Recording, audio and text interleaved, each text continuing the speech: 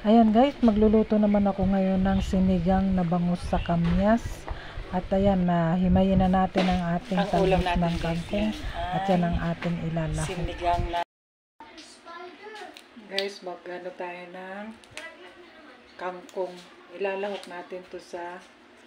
Ayan guys, hugasan na natin ang ating talbos ng kangkong at nang tayo ay makapagluto na. Ayan, hugasan lang natin na mabuti ang ating talbos ng kangkong. Okay. Ayan guys, may tubig ako dito na lalagyan natin ng kamyas. Ayan.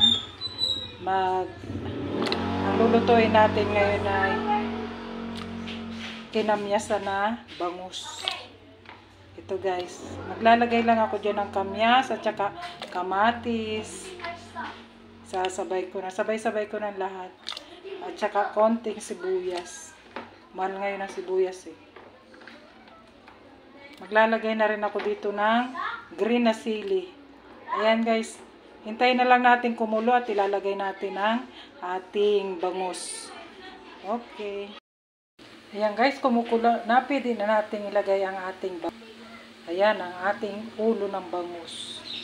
Sarap yan guys.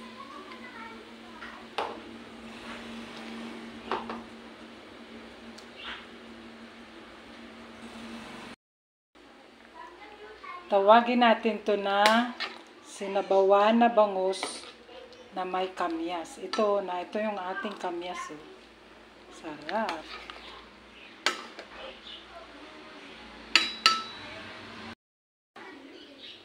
Ayan guys, pwede na tayong maglagay ng gulay na kangkong. Kumukulo na kasi siya. Hintayin na lang natin hanggang sa maluto. Sarap nung kangkong, oh. Green na green siya. Ito ang ating ulam ngayong gabi.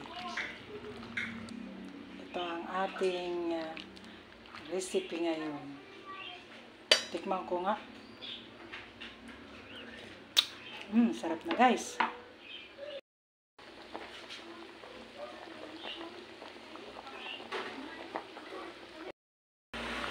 Ayan guys, luto na. Kain na tayo. Thank you for watching. Ayan guys, tikman na natin ang ating lutong bangus. Ayan o. Kain na po tayo.